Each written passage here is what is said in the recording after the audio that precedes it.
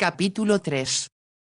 El marqués comenzó a impacientarse porque el almuerzo se prolongaba más de lo habitual. Su anfitrión pertenecía a una de las familias más antiguas de Venecia y los invitados eran todos aristócratas, muy conscientes de ello por cierto. Hablaron de política y nuevamente se mencionaron las iniquidades cometidas por los austríacos, se les criticó y atacó una y otra vez hasta que el marqués empezó a sentir deseos de bostezar. El palacio en que se llevaba a cabo la reunión estaba lleno de historia, pero también, según notó Wincott, muy necesitado de reparaciones. Le daba pena ver lo descuidados que estaban los palacios, casas, iglesias y monumentos en Venecia. Pero no podía dejar de pensar que la mayor culpa la tenían los propios venecianos. Si hubieran dedicado menos tiempo a diversiones frívolas, habrían logrado conservar la independencia de su república y continuar siendo prósperos e importantes como lo habían sido en otras épocas. Como no valía la pena lamentar lo pasado, el marqués trataba de estimularlos para que adquiriesen una visión más optimista del futuro. Pero al salir de la reunión tenía la sensación de que les faltaba tanto espíritu como determinación para cambiar. Se limitaban a lanzar frases ofensivas contra los gobernantes austríacos y a marcar las distancias con los que residían en la ciudad.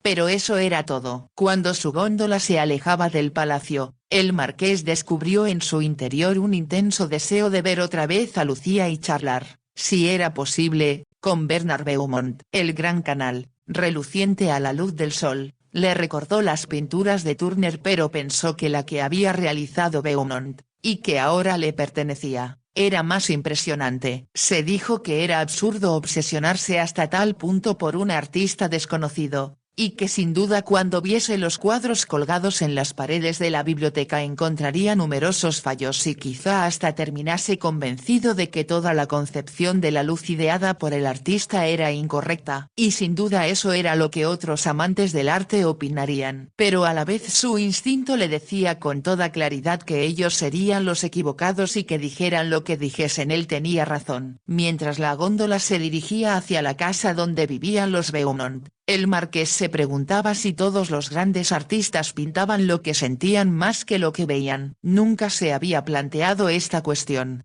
pero sabía que la interpretación que Beaumont plasmaba de Venecia en sus cuadros despertaba en él una sutil atracción. Era algo que pocas veces antes había sentido al ver una obra de arte. Al mismo tiempo una parte escéptica y práctica de su personalidad le indicaba que tal actitud se debía solo a una ilusión y que cuando volviera a ver a Lucía quizás sintiera de modo muy diferente con respecto a ella. La góndola se detuvo frente a una callejuela al final de la cual se veía el recodo por donde Lucía le había conducido aquella mañana. Le indicó al gondolero que lo esperase y se dirigió hacia allí, observando al pasar la ropa tendida a secar en las ventanas y los niños andrajosos que jugaban en la calle. Todo a su alrededor evidenciaba una extrema pobreza. Sin embargo había balcones y portadas de mármol flanqueadas estas por leones tallados, sin duda construidos en tiempos de mayor prosperidad. También se veían escudos labrados en los muros, que parecían hablar de gestas perdidas en el glorioso pasado de Venecia. Al llegar a la puerta de la casa de Lucía, al marqués le asaltó un súbito impulso de no entrar y regresar a su palacio. Por alguna extraña razón presentía que si se relacionaba más íntimamente con Beaumont y su hija habrían consecuencias imprevisibles en su vida. Trató de sacudirse tales ideas calificándolas de absurdas. Pero la sensación seguía allí y era casi como si una barrera le impidiera seguir adelante, cuando por otro lado era lo que deseaba hacer. Debe de ser el vino que he bebido en el almuerzo, se dijo y con esfuerzo se obligó a subir la maltrecha escalera de caracol. Al llegar arriba se detuvo un momento como la vez anterior para contemplar Venecia desde lo alto. Podía ver las relucientes cúpulas de San Marcos y la torre cuadrada del campanil. Recordó que su ángel dorado, brillante bajo la luz del sol, había servido una vez como guía a las flotas de galeones que traían a Europa las riquezas de Oriente. Atracaban en Venecia con las bodegas repletas de sedas, especias, joyas, manuscritos y antiguas reliquias. El comercio de tales artículos había conducido a Venecia hacia la riqueza y la prosperidad, Pero la frivolidad y la falta de precisión habían provocado la pérdida del monopolio que una vez tuvieron los venecianos de comerciar con los artículos que todo Oriente deseaba adquirir. Cuando la luz del sol parecía envolver todo lo que veía con un resplandor de oro, el marqués se volvió hacia la puerta y llamó. Lucía la abrió casi al instante y permaneció de pie frente a él, que pensó que era diferente a como la recordaba. No era solo porque ahora lucía un vestido de color en lugar del negro que llevaba por la mañana para no llamar la atención.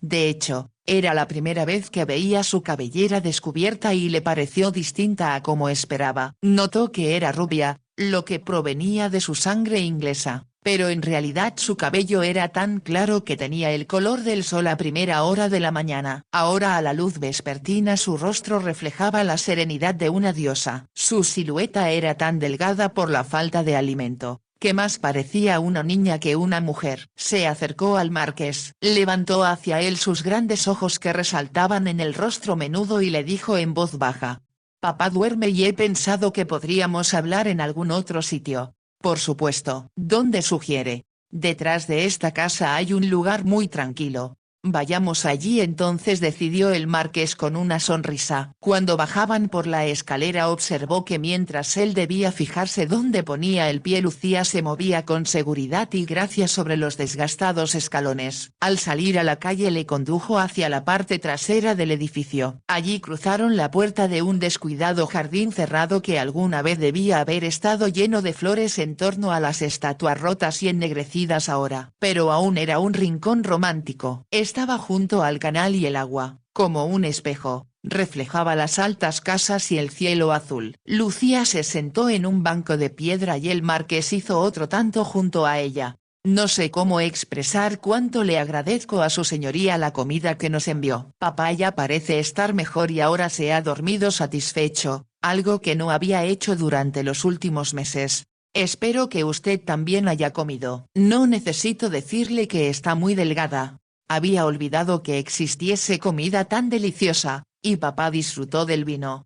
«Aunque solo le di un poco. Ya ordené a mi cocinero que les prepare bastante comida. Se la enviarán esta noche. Y di instrucciones a mi secretario para que les busque un lugar mejor donde vivir, con un estudio donde su padre podrá volver a trabajar en cuanto se recupere». Lucía entrelazó los dedos y dijo con voz temblorosa: «¿Cómo puede ser tan bondadoso? Pero no debemos abusar de usted».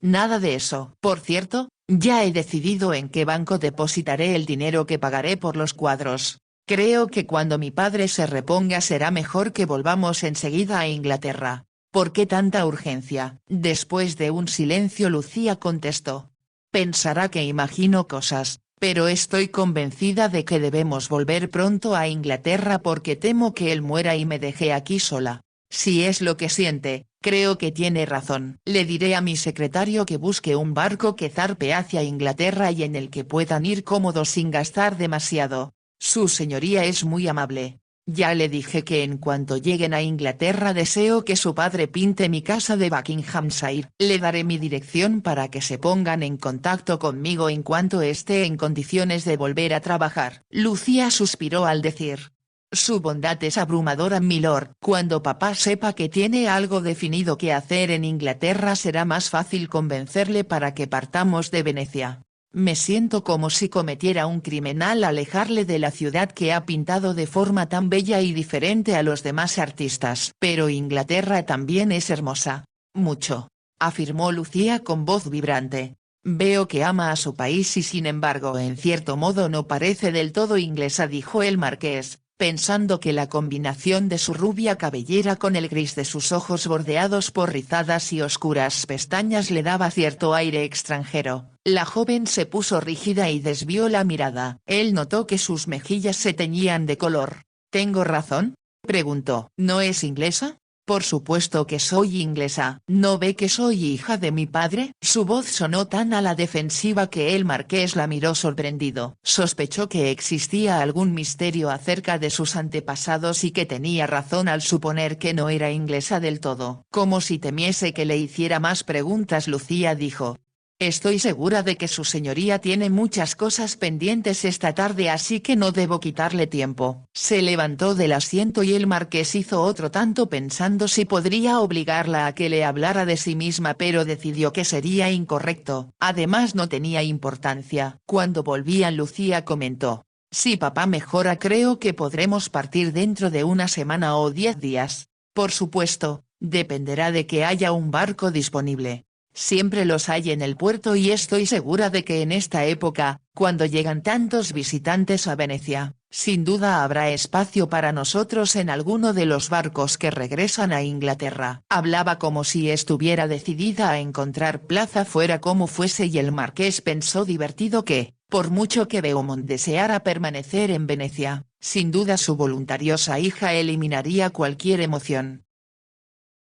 Al llegar a casa Wincombe se volvió para contemplar el bello contraste de luz y sombras proyectado por las altas casas. Si su padre estuviera con nosotros Lucía, seguro de que desearía pintar esto observó.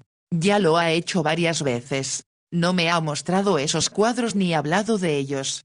No crea que se los oculto. Lo que sucede es que llegó un momento en que papá no podía adquirir lienzos nuevos, así que cuando terminaba una pintura, la borraba para hacer otra en la misma tela. El marqués lanzó una exclamación ahogada.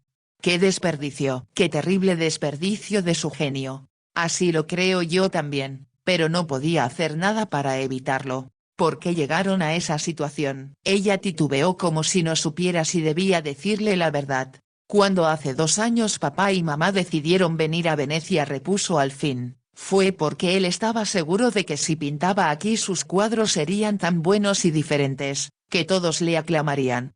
Y tal vez ganase mucho dinero. Lucía hablaba como si le doliera recordar lo sucedido. No obstante Wincombe le pidió: continúe, estoy muy interesado. Papá había logrado ganar algún dinero con cuadros convencionales que detestaba hacer pero a la gente de la localidad donde vivíamos le gustaban. No era gente rica que pudiera pagar mucho, granjeros prósperos que deseaban retratos de sí mismos o de su esposa, alguna vieja dama que quería inmortalizar su jardín en el óleo. El marqués sonreía oyendo a Lucía que continuó diciendo: papá detestaba aquellas pinturas. Creía que se degradaba al hacerlo en lugar de pintar lo que consideraba la imagen real de lo que veía. Lo comprendo perfectamente. Poca gente lo comprendería sin embargo. Cuando terminó de pintar el jardín de una vecina especialmente cargante, le dijo a mamá: debo irme. Me siento atado, encadenado en este pueblo que no solo me aprisiona a mí, sino también mi alma. ¿Y su madre le comprendió? Por supuesto. Le amaba de forma tan completa que si le hubiera propuesto vivir en lo alto del Himalaya o en el fondo del mar habría accedido. La voz de Lucía tembló un poco, lo que le indicó al marqués que el amor entre sus padres había sido muy importante para ella. Mientras esperaba que continuara con su relato, pensó que casi podía leer en sus ojos lo que iba a decirle. Lucía siguió narrando. Dejamos la casa de campo donde vivían desde su boda y donde yo nací. Papá vendió los muebles y todo lo que poseíamos. ¿No fue algo precipitado? Dijo que iniciábamos una nueva vida y que sería un error conservar cosas que solo nos ocasionarían molestias durante el viaje. ¿A su madre no le importó? Para ella y para mí era todo emocionante y estábamos seguras de que papá triunfaría. Él deseaba ser rico e importante, pero no por sí mismo, sino por nosotras. Había muchas cosas que quería proporcionarnos: caballos, vestidos, la posibilidad de ir a Londres para asistir a la ópera y, por supuesto, para ver los cuadros de la Royal Academy y las distintas exposiciones sobre las que solíamos leer en los periódicos. Lanzó un profundo suspiro, como pensando que todo aquello no había sido más que un sueño. Así que vinieron a Venecia, dijo el marqués suavemente. Reaccionando Lucía contestó: en efecto, y al principio fue muy emocionante, tal como esperábamos. El marqués vio que al recordar lo sucedido los ojos de la muchacha se ensombrecían. ¿Por qué salieron mal las cosas?, le preguntó. Todo era mucho más caro de lo que habíamos previsto y nuestro dinero se esfumaba. En tanto que a nadie le interesaban los cuadros de papá. Mamá empezaba a pensar que debíamos volver a Inglaterra. Y fue entonces cuando enfermó. ¿Cuál fue la causa? Creo que el frío invernal la afectó más de lo que esperaba. Empeoró y como no teníamos dinero papá pintó algunos cuadros al estilo tradicional de Venecia que pudo vender pero por sumas muy pequeñas. En eso hay mucha competencia. El marqués comprendió lo degradante que debía haber sido para Beaumont prostituir su talento de tal manera. Luego, tras la muerte de mamá, él solo era feliz cuando se dedicaba a los cuadros que le gustaba pintar. Y como yo no quería preocuparle, supongo que es culpa mía que las cosas llegaran a extremos tan graves. Dejando escapar un nuevo suspiro la joven concluyó. Y justo cuando estaba decidida a convencerle de que pintara algo que pudiera venderse, él también enfermó. Si la perturba no continúe con su relato le dijo el marqués. Es mejor que sepa usted la verdad. Me siento culpable. Papá nunca ha tenido cabeza para el dinero. Cuando pintaba no pensaba en nada más, así que yo debía haber actuado como mamá y hacerle comprender que teníamos que regresar a Inglaterra cuando ella murió. Viéndola a su lado tan pequeña y tan frágil, el marqués pensó que era Beaumont quien debía haber cuidado mejor a su hija. Como si leyera sus pensamientos Lucía se apresuró a decir. No debe culpar a papá por confiar en que su pintura era arte auténtico y sería apreciado por los entendidos. Con la voz casi ahogada por un sollozo agregó. No tenía idea de que llegaría al borde de la inanición y que nadie, excepto usted, apreciaría su trabajo. Creo que Dios le ha enviado a usted en el último momento. Usted también intervino en eso, ¿no? Ella le dirigió una sonrisa radiante pero de pronto dijo preocupada. Debo volver junto a mi padre por si ya ha despertado. La acompañaré. ¿De veras lo desea? Creo que ya se habrá percatado de que pocas veces hago algo que no deseo. Sí, estoy segura de que así es. Por eso aunque es usted tan bondadoso también debe de sentirse bastante frustrado. Era algo que nadie se había atrevido a decirle al marqués y como éste la mirase con sorpresa, ella se apresuró a explicar. Lo lamento si he sido grosera. Pero es que me da la sensación de que vive usted con el mundo a sus pies. Por tanto debe de resultarle difícil ser como el resto de los mortales, siempre anhelantes de algo fuera de su alcance. Ya habían llegado al pie de la escalera cuando el marqués repuso. Creo que comprendo lo que quiere decir. Pero tal vez, como todos los demás, también yo tenga ambiciones y desee alcanzar una estrella errante. Por la sonrisa de Lucía comprendió él que la joven había reconocido la cita de John Donne, lo que le sorprendió sobremanera. De nuevo seré imprudente y debe perdonarme. Lo que ocurre es que parece usted tan imponente, tan distinto de los hombres corrientes, que casi no puedo creer que sea humano. El marqués rió. No estoy seguro de si es un halago o un insulto. Un halago por supuesto. Y no es que su señoría los necesite. Él volvió a reír. Espero señorita Beaumont no desilusionarla en el futuro, pero le aseguro que soy muy humano. Con mirada maliciosa añadió. Para convencerla, le diré que si la pintura de su padre no me hubiera impresionado hasta el punto de hacerme pensar que es un genio, no le habría demostrado la bondad que me agradece. Pero como ha sabido comprender lo que vale, eso le convierte en un hombre diferente a todos los demás y, como ya he dicho, admirable. El marqués pensó que había recibido muchos halagos en su vida, pero este sin duda era distinto a todos. Cuando subían la escalera reflexionó que Lucía no parecía verlo como un hombre atractivo, que era lo que solían hacer las mujeres. Para ella era un ser sobrehumano que había bajado del cielo para salvarlos de la miseria en el último momento. No estaba seguro de cómo adivinaba lo que ella sentía. Sin embargo intuía que estaba en lo cierto. Cuando Lucía entró en su alojamiento, el marqués la siguió. El sol que penetraba a través de la claraboya dibujaba un círculo dorado sobre el suelo, pero el rincón donde Beaumont dormía estaba en penumbra. Lucía se acercó a él y le llamó con voz suave. Papá, despierta papá. Su señoría está aquí y sé que deseas darle las gracias por su amabilidad. Déjele dormir. Comenzó a decir el marqués pero vio la comida sobre la mesa y pensó que para hacerle recobrar fuerzas sería mejor alimentarle un poco antes de que volviera a dormirse. Despierta papá, ya has dormido mucho. El marqués observó que Lucía extendía una mano para tocar la de su padre que yacía sobre la sábana. Enseguida vio que palidecía y se ponía rígida, adivinó lo que sucedía y se acercó a ella.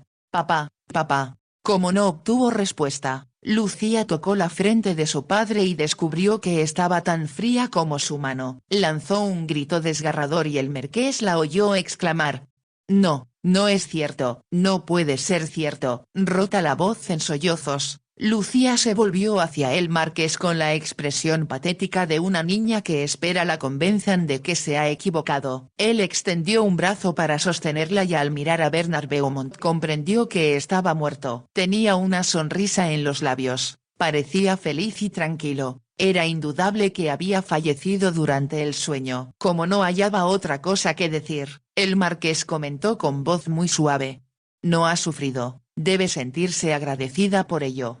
«Dios mío, ¿qué será de mí ahora?», balbuceó Lucía. Creo que su padre habría preferido morir antes que vivir incapacitado y se fue con la alegría de que sus cuadros fueran comprados por alguien que supiera apreciarlos. Sí. Es cierto, cuando anoche hablamos de ello dijo que prefería que los tuviera usted antes que cualquier otro coleccionista». El marqués miró el rostro del pintor. «Creo que al morir su padre sabía que algún día no solo yo, sino mucha gente aclamaría su trabajo. Por eso sonríe». Con lentitud Lucía levantó la cabeza que tenía apoyada en el hombro del marqués y miró a su padre. «Parece feliz», musitó. «Así es, y por eso no debe llorar por él Lucía, sino tratar de ser valiente. ¿Cómo puedo serlo ahora que me he quedado tan sola?». El marqués comprendió que su pregunta no esperaba respuesta. Sin embargo, casi antes de pensarlo se oyó decir: «La llevaré conmigo de regreso a Inglaterra. Estoy seguro de que allí tiene familiares o amigos que la cuidarán». Lucía le miró entre esperanzada e incrédula. «¿Habla usted en serio? ¿Me llevará con usted a Inglaterra?». «Sí, yo pienso volver pronto y puede venir conmigo». «No. No deseo ser una molestia para usted, pero no puedo quedarme aquí sola». El temor que vibraba en su voz le indicó al marqués que sentía miedo de los hombres que la asediaban cuando salía sola. Rápidamente tomó una decisión y como de costumbre borró de su pensamiento cualquier objeción a ella. «Coja su sombrero o lo que use para cubrirse la cabeza. Vendrá conmigo a mi palacio y yo me haré cargo del funeral de su padre. Déjelo todo de mi cuenta». Notó que ella temblaba en sus brazos al contestar: «Gracias, yo no sabría qué hacer. Me doy cuenta de ello, por eso me encargaré yo del asunto». Los ojos de Lucía estaban húmedos y las lágrimas corrían por sus mejillas. Sin embargo, a diferencia de la mayoría de las mujeres, el llanto le hacía parecer todavía más bella. «No debería permitir que se tomara tantas molestias», murmuró. «No es cuestión de que me lo permita o no. Insisto en hacerlo. No tiene sentido que permanezca aquí sola y desamparada. Yo lo arreglaré todo». Ella le miró un momento como si no pudiera creer lo que decía. Después se apartó de sus brazos y se arrodilló junto a la cama. Inclinó la cabeza y el marqués adivinó que rezaba por el alma de su padre. Sin duda estaba convencida de que se reuniría con su madre. Ambos estarían juntos y felices al saber que alguien se hacía cargo de su hija. De cómo sabía tales cosas Wincom no tenía la menor idea. Solo comprendía que era como si Bernard Beaumont le hubiera dicho: «Cuide a mi hija», y debía hacerlo. Sin embargo, una parte escéptica de su mente le preguntaba si era consciente del compromiso que contraía y por qué se ocupaba de una pedigüeña a la que había conocido aquella mañana. Si se comportara con sensatez, tan solo debería proporcionarle suficiente dinero para volver a Inglaterra y olvidarse de ella. Pero mirando la cabeza inclinada de Lucía, su rubia cabellera le pareció algo raro y precioso en contraste con la oscuridad de las paredes sin pintura y el suelo desnudo. Y al verla junto a su padre muerto pensó que era una situación en la que nunca se había encontrado, ni mucho menos imaginado que pudiera suceder. Al igual que las pinturas de Beaumont, era más que una sorpresa, constituía toda una revelación, ya que estaba sorprendido de sí mismo y de su comportamiento. Sabía que al comprometerse a llevar a Lucía de regreso a Inglaterra, hacía algo que podría tener grave repercusión en su vida personal. «Cometes un error», le indicaba su cerebro. Pero al volver a mirarla comprendió que no podía abandonarla. Sería cruel y desconsiderado, arguyó el corazón en su defensa. Entonces la mente replicó preguntando si no había en Venecia un consulado británico que pudiese encargarse de todo, en especial si la joven tenía dinero suficiente para pagar su pasaje a Inglaterra. Es lo que debería hacer, pensó Wincombe. Lucía levantó la cabeza y él vio que ya no lloraba. Pero al elevar su mirada del cuerpo de su padre hacia lo alto, una extraña luz iluminó sus ojos y su expresión hizo que el marqués contuviera el aliento. Era como si Lucía contemplara una visión. Y como por alguna extraña razón lograba compenetrarse con la joven, él pudo verla también. Durante unos momentos Lucía no estuvo en la tierra sino en un mundo espiritual a donde la transportaban sus plegarias y el amor hacia su padre. La esencia de lo divino la tocaba y parecía vibrar a través de ella, iluminándola con un resplandor que según pensó el marqués era el mismo que se reflejaba en las pinturas de Beaumont. Era la vida misma, el aliento que proviene de Dios y se derrama a través de las cosas vivientes en mayor o menor grado de acuerdo con su capacidad. El rostro de Lucía parecía transparente y si en aquel momento se hubiera desvanecido ante sus ojos el marqués no se habría sorprendido. Lentamente, al fin Lucía salió de su arrobamiento y volvió a la realidad. El resplandor de sus ojos se desvaneció y en su lugar aparecieron el dolor y la desdicha por la pérdida sufrida. Volvió a mirar a su padre y se inclinó para depositar un beso en la fría mejilla. Después se puso de pie y al hacerlo pareció recordar la presencia del marqués. Como una criatura que busca consuelo, deslizó su mano en la de él y con los ojos aún fijos en el cuerpo sin vida susurró: «Está con Dios». El marqués oprimió los dedos de Lucía y le contestó con voz que él mismo no reconoció: «Y también con su madre, los dos juntos para la eternidad». El marqués empujó suavemente a Lucía hacia el biombo que sin duda ocultaba su cama y sus escasas pertenencias. «Coja lo que desee llevarse ahora. Luego mandaré a alguien para que embale el resto». Ella le miró un tanto desconcertada y otra vez, con aquella percepción que le permitía adivinar lo que sentía, el marqués comprendió que le resultaba difícil volver a tierra. «¿Está seguro de que es lo que debo hacer?» «Completamente seguro. Nada la retiene aquí. Tal vez no debiese dejar a papá. Creo que sabe que ya no la necesita y que si pudiera hablar le diría que se viniera conmigo». Lucía le soltó la mano y pasó detrás del biombo. El marqués miró a su alrededor y pensó en la incongruencia de que un lugar tan sórdido ocultara en su interior a Lucía y las obras maestras de Beaumont. Al partir ellos, no quedaría atrás nada más que la muerte. De pronto Wincombe sacudió la cabeza, sorprendido por sus propios pensamientos. Lucía salió cubierta con un chal ligero y un sencillo sombrero atado con cintas azules. Le pareció sensato por su parte, que no se empeñara en vestir de negro de inmediato. Recordó que en Londres había conocido a algunas mujeres que se ponían de luto casi antes que un familiar falleciera, con una ostentación de su dolor casi impúdica.